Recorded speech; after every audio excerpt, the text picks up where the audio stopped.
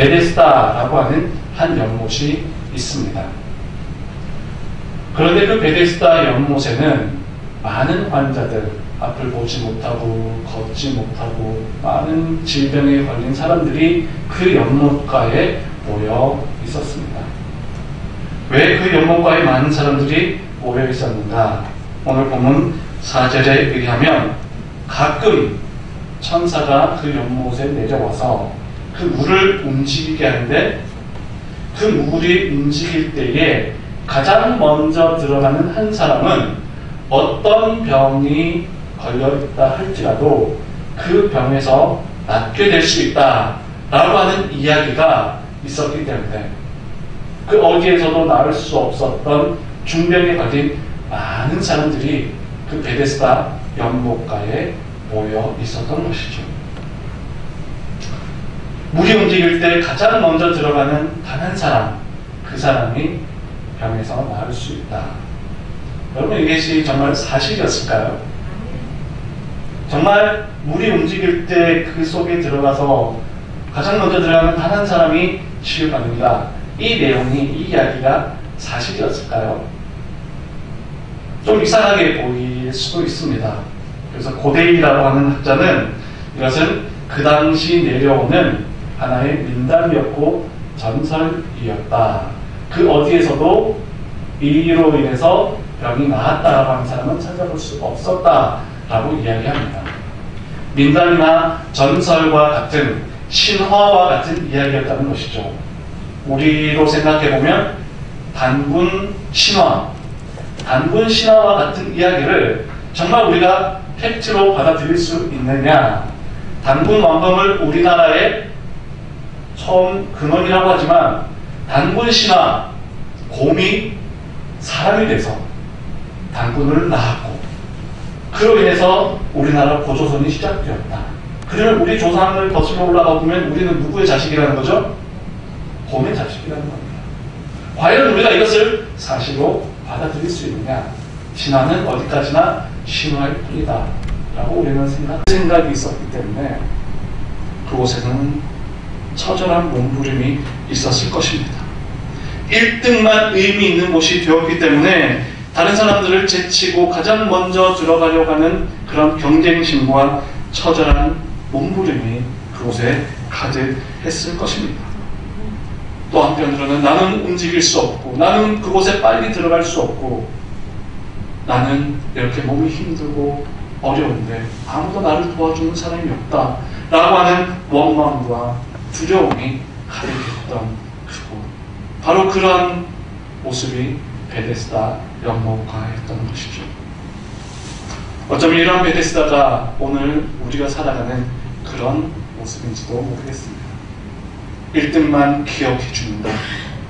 치열한 경쟁에서 한 사람만 살아남을 수 있는, 한 사람만 의미 있는 그런 모습. 베데스다 이름의 뜻은 자비의 집입니다. 자비의 집이라고 하지만 베데스다 그 어느 곳에서도 그 누구에게서도 자비나 관용, 사랑은 찾아볼 수 없습니다. 내가 먼저 들어가야 돼. 내가 저 사람을 짓밟고 올라서야 해.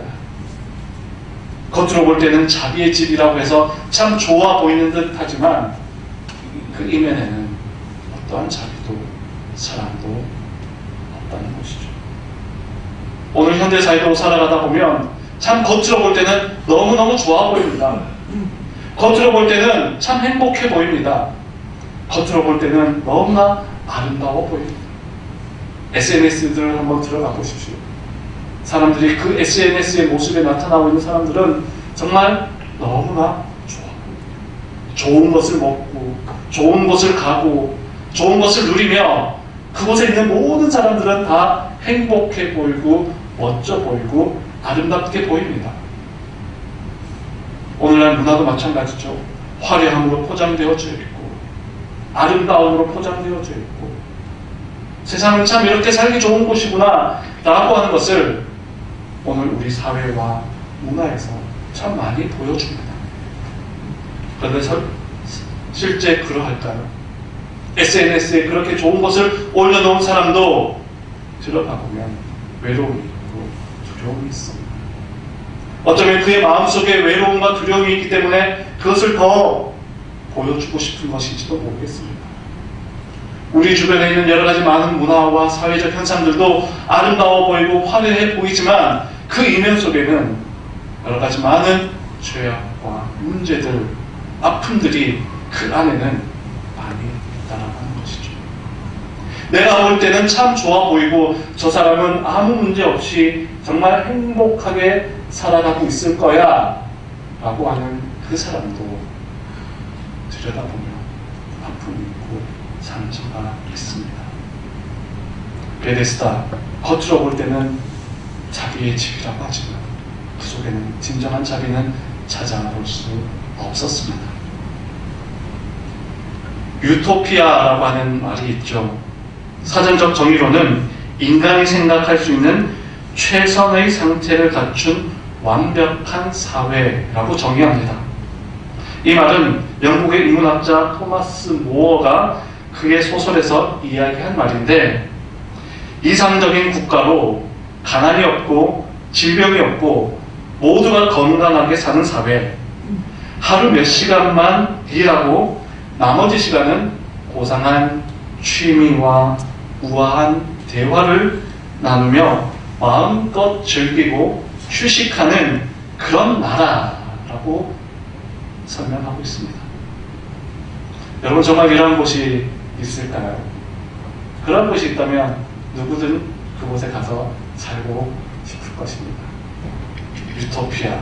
그런데 토마스 모어는요, 이런 사회는 없다라고 유토피아 말 안에 역설적으로 담고 있습니다. 유토피아의 우라고 하는 말은 노라는 뜻입니다. 없다, 아니다, 부정을 하고 있죠. 토피아의 토포스라는 말은 장소, 플레이스의 개념입니다. 합쳐보면 no place. 인간들이 생각하는 완벽한 사회, 조금만 일하고 고상한 취미와 우아한 대화로 아름다운 인생을 살아가고자 하는 그런 이상향의 도시와 나라는 토포스, no place. 이 땅에는 그런 존재가, 그런 곳이 없다라고 그는 이야기합니다. 예수님께서 그 베데스다를 향해 걸어가셨습니다. 많은 환자들이 있는 곳이었고 처절한 몸부림과 경쟁심, 두려운 마음과 공포스러운 마음까지 있었고 환자들이 많이 있는 곳이었기 때문에 아마 지저분하고 냄새도 많이 났을 것입니다. 그래서 사람들은 가능하면 그곳을 피해가려 했을 거예요. 양문 곁으로 가는 것도 사람들은 먼 길일지라도 돌아서 가려 했을 것입니다. 베데스다 연못가로 지나가야 한다면 그곳으로 가고 싶지 않아요. 저는 다른 길로 가고 싶습니다. 많은 사람들은 그 길을 피해 돌아갔을 것입니다. 그런데 예수님께서는 베데스다를 향해 다가가셨습니다. 환자들이 많이 있는 후, 심지어 일어나 앉지도 못하는 그런 환자들이 있는 그곳으로 다가가셨습니다. 그리고 한 환자를 주목하십니다. 무려 38년 동안 중병으로 힘들게 누워있던 그 환자였습니다. 38년 동안 병자로 있던 그의 삶은 얼마나 고통스럽고 힘들었겠습니까? 38년 동안 누워있으니 그의 몸이 힘들 뿐만 아니라 그는 가족들로부터도 소외되고 세상으로부터도 소외된 그런 삶을 살았을 것입니다. 얼마 전 안타까운 뉴스를 봤습니다. 이 설교를 준비하고 있는데 뉴스에서 보니 38년 동안 중증 환자, 자신의 딸을 돌보던 어느 한 엄마가 딸에게 수면제를 먹이고 자신도 수면제를 먹었습니다. 38년 된 그 딸을 간호하느라고 지칠 대로 지쳐서 더 이상 이 땅에 희망도 소망도, 내가 너를 더 이상 키울 힘도 없다, 딸에게 수면제를 잘못 먹이고 자기도 먹었습니다. 그래서 안타깝게도 딸은 죽게 되고요, 수면제를 먹은 엄마는 6시간 이후에 깨어납니다. 법원에서 어떻게 판결했느냐? 집행유예로, 어머니의 죄를 집행유예로 판결하였습니다. 약을 먹여 죽인 것은 살인죄이지만 그의 고통이 얼마나 컸는지 38년 동안 그 중증인 그 딸을 돌보는 것이 얼마나 힘들었는지 법원에서도 그 어머니의 마음을 충분히 공감하고 이해했다는 것이죠. 그 어머니의 마음이 얼마나 고통스러웠겠습니까? 그렇다면 오늘 이 본문에 나타나고 있는 이 환자 또한 그 38년의 시간이 얼마나 길고 고통스럽고 살아있는 것이 아니었을 것입니다. 오랜 병으로 지쳐있을 그때에, 아무도 도와주는 이 없는 그때에 예수님께서 그에게 다가오시며 말씀하십니다. 내가 낫고자 하느냐? 내가 낫고자 하느냐? 예수님께서 그에게 질문하십니다. 그 누구도 이 환자에게 다가오는 사람 없었을 것이고 그 누구도 먼저 말을 거는 사람 없었을 것인데 예수님이 그에게 다가오시고 그에게 물으십니다. 내가 낫고자 하느냐? 예수님과의 만남, 예수님과의 대화, 그것이 그의 인생의 기적의 시작이 된 것입니다. 예수님께서 그에게 찾아오셔서 말씀하셨습니다. 내가 낫고자 하느냐? 이렇게 예수님께서 질문하셨을 때에 이 환자가 대답합니다. 주여, 우리 움직일 때에 나를 못에 넣어주는 사람이 없어 내가 가는 동안 다른 사람이 먼저 내려갑니다. 내가 낫고자 하느냐의 질문에 어쩌면 적절하지 못한 대답일 수 있습니다. 예수님께서 내가 낫고자 하느냐 질문한다면 네, 그렇습니다. 제가 낫고 싶습니다. 라고 대답을 해야 할 터인데 그의 대답은 내가 가는 동안 다른 사람이 먼저 들어갑니다. 그의 마음에는 다른 사람에 대한 원망과 불평이 있었습니다. 내가 이렇게 아프고 힘든데 나를 도와주는 사람은 단 한 사람도 없습니다. 라고 하는 다른 사람에 대한 불평과 원망. 그러면서 간절한 눈빛으로 예수님을 바라보았겠죠. 당신이 나를 좀 물에 넣어줄 수 있겠습니까? 당신이 나를 물에 좀 넣어줄 수 있겠습니까? 그의 생각과 기대는 아마 거기까지였을 것입니다. 그런데 예수님은 뭐라 대답하십니까? 일어나 내 자리를 들고 걸어가라. 그가 기대했던 것은 나를 저 못에 먼저 들어갈 수 있도록 좀 밀어 넣어 주십시오. 그의 기대는 바로 그저 베데스다, 그것이 전부였지만 예수님께서는 일어나 내 자리를 들고 걸어가라 말씀하십니다. 그 말씀을 듣고 38년 동안 누워있던 그 환자는 일어나서 걸어가게 되죠. 예수님의 말씀으로 인해 그는 치유가 되었습니다. 예수님과의 만남을 통해 그의 삶은 변화되었고 예수님과의 만남을 통해 그의 인생에 기적이 일어났습니다. 그리고 베데스다가 아니라 예수님 말씀으로 그는 일어서게 되었습니다. 오늘 여러분들에게도 그러한 은혜가 있기를 간절히 축복합니다. 2023년 새로운 한 해 하나님께서 주신 이 귀한 새로운 한 해 동안 예수님과의 만남을 통해서 매주일마다 아니 매일마다 예수님과의 만남을 통해서 여러분 삶의 기적을 맛보고 여러분 인생 가운데 하나님의 놀라운 축복을 하나님의 복을 누리며 살아갈 수 있기를 간절히 소원합니다. 또한 예수님 말씀을 통해 여러분 인생이 새롭게 일어서는 그런 은혜가 임하게 되기를 축복합니다. 그런데 왜 예수님께서는 그 환자에게 너의 그 자리를 들고 걸어가라 그렇게 말씀하셨을까요?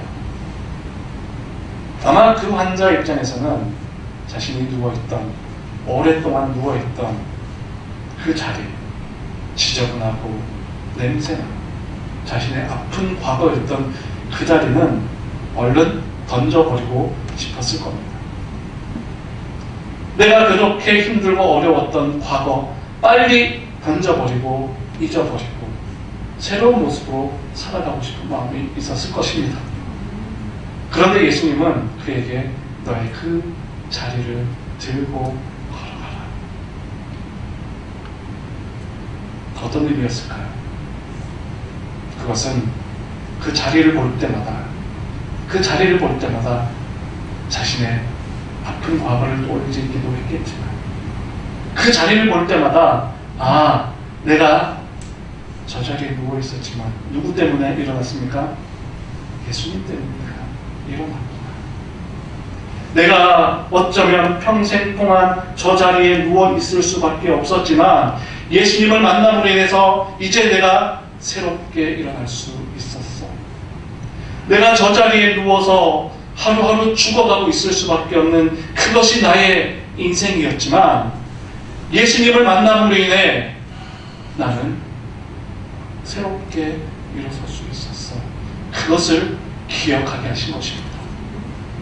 누구에게나 지워버리고 덮어버리고 잊어버리고 싶은 과거가 있을 것입니다. 떠올리고 싶지 않은 그런 아픔과 상처들이 있을 것입니다. 그 상처가 지금도 나를 힘들게 하고 과거의 그 자리가, 과거의 그 사건과 이야기들이 나를 여전히 찌르고 나를 부끄럽게 만들고 나를 한없이 작아지게 하는 그런 과거의 경험들과 그런 쓴뿌리들이 누구에게나 있을 수 있습니다. 그런데 우리가 예수님을 만나게 되면 그 과거가 더 이상 부끄럽지 않습니다. 예수님을 만나게 되면 지난날에 힘들었고 부끄러웠고 수치스러웠던 그 과거가 더 이상 나의 부끄러움도 아니고 나의 수치도 아니라 오히려 나의 자랑이 될 수 있다는 것이죠. 내가 과거에는 이 자리에 누워 있었지만 내가 예수님을 만남으로 인해 내가 일어설 수 있었습니다. 과거에는 내가 저 자리에 누워서 죽을 날을 하루하루 기다리며 살아갔지만 예수님으로 인해 내가 일어설 수 있었습니다. 예수님이 없었다면 과거는 지금도 나에게 상처가 될 수 있습니다. 예수님이 없다면 그 아픈 자리는, 그 누워있던 그 자리는 지금도 나를 찌르고 지금도 나를 작아지게 하고 지금도 나를 한없이 초라하게 만드는 것이 될 수 있습니다. 여러분들의 과거의 상처들, 아픔들, 그런 것들이 예수님이 아니라면 여전히 나를 넘어지게 하고 나를 아프게 할 수 있다는 것이죠. 그렇지만 예수님을 만나면 그 모든 것들이 달라져. 예수님을 인격적으로 만나게 되면 그 과거의 아픔이 더 이상 아픔이 아니라 나의 자랑이 될 것이고 그 과거의 쓰라린 기억들이 내 인생의 디딤돌이 되어서 내가 더 힘차게 나아갈 수 있는 것, 그것이 바로 예수님의 은혜요, 예수님 말씀의 능력입니다. 우리 옆에 분들과 함께 이렇게 고백하겠습니다. 예수님을 만나면 달라집니다. 예수님을 만나면 변화됩니다. 여러분 혹시 아직까지 지난날의 아픈 자리, 과거의 그 지저분한 자리 때문에 이 환자가 누워있던 과거의 그 침상처럼 내가 오랫동안 아파하며 힘들어했던 그런 문제들이 나를 찌르고 나를 작아지게 하는 문제들이 있습니까? 이제 예수님을 만나시길 바랍니다. 예수님을 만나면 그 모든 것들이 회복되고 이제 그것이 나의 아픔이 아니라 자랑이 되고 그것을 생각하고 바라볼 때마다 예수님을 떠올리게 하는 아름다운 은혜의 도구가 될 것입니다. 아마 그는 걸어가면서 얼마나 감사했을까요? 얼마나 기뻤을까요? 사람들이 보고 이야기했을 것입니다. 너 그 자리에 누워있던 사람 아니냐? 오랫동안 누워있었는데 너 어떻게 일어섰냐? 혹시 베데스다에 가장 먼저 들어갔던 것이냐? 아닙니다. 나는 베데스다에 먼저 들어간 것이 아니라 예수님이 나에게 찾아오셔서 예수님이 나에게 말씀하셨기에 내가 이 자리에서 일어설 수 있었습니다. 그렇게 고백했을 것입니다. 한 선비가 강을 건너가면서 배를 타고 강을 건너가면서 사공에게 질문합니다. 사공, 자네는 글을 쓸 줄 아는가? 선비님, 죄송합니다. 저는 글을 쓸 줄 모릅니다. 그렇다면 자네는 글을 읽을 줄은 아는가? 죄송합니다. 저는 글을 읽을 줄도 모릅니다. 선비는 그 사공을 바라보며 안타깝다는 듯이 이야기합니다. 온 세상에 그저 목숨만 붙어 있을 뿐이군. 그런데 조금 있다가 배가 강초에 부딪힙니다. 배가 뒤집어질 상황이 되자 이번에는 사공이 선비에게 질문합니다. 선비님, 혹시 헤엄칠 줄 아십니까? 아니, 나는 헤엄칠 줄 모른다네. 어떻게 하지? 그러면 선비님은 죽은 목숨이나 다름없습니다. 그의 인생의 가장 위기의 순간, 그가 가지고 있던 그의 지식은 그를 구원하지 못했습니다. 그가 자신의 자랑으로 여겼고 그의 인생의 정답이라 여겼던 그의 지식은 위기의 순간에 자신을 구원하지 못했다는 것이죠. 베데스다에 있던 환자, 물이 움직이면 자기를 고쳐줄 것이라고 철석같이 믿어왔지만 그것은 결코 그를 회복시키지 못했습니다.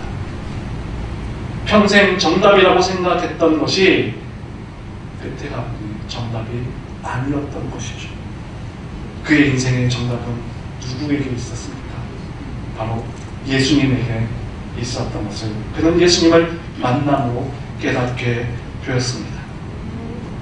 여러분 혹시 인생을 살아가면서 정답이라고 생각하는 그것을 붙들고 있는 그것이 정말 나의 정답일까? 이것이 나를 구원할 수 있을까? 우리는 다시 한번 점검하며 돌아보아야 합니다. 내가 생각했던 그것이 과연 내 인생의 정답이 될 수 있는 것인가? 우리는 돌이켜보아야 합니다. 안타깝지만 세상의 그 어떤 것도 나를 구원할 수 없습니다. 예수님 아닌 그 무엇도 그 누구도 나를 구원할 수 없음을 기억하며 내 인생의 유일한 구원자, 내 인생의 유일한 희망, 나를 진정으로 변화시키고 나를 새롭게 일으킬 수 있는 유일한 예수 그리스도, 그분만이 내 인생의 정답이라는 것을 기억하며 오늘도 여러분 인생 가운데 있는 많은 문제들, 여러분 앞으로 걸어가야 할 많은 인생의 여정 속에 단 한 분, 예수 그리스도, 그분을 정답으로 믿고 따라가는 복된 삶이 되시길 간절히 축원합니다. 아멘. 기도하겠습니다. 살아계신 하나님 아버지, 오늘도 이렇게 주일 아침 하나님 앞에 나와 예배하며 하나님의 큰 은혜 누릴 수 있도록 인도하시니 감사합니다. 혹 우리가 지금까지 살아오면서 인생의 정답이라 여겼던 것들이 혹 정답이 아니라 오답인지 우리는 말씀 앞에 다시금 돌아봅니다. 오직 예수 그리스도만이 내 인생의 구원자 되시며 오직 예수님만이 내 인생을 변화시킬 수 있는 분이며 오직 예수님만이 내 인생의 정답이라는 것을 기억하며 믿음으로 걸어가는 우리 모든 성도들 될 수 있도록 인도하여 주시옵소서. 예수님 거룩하신 이름으로 기도하옵나이다. 아멘.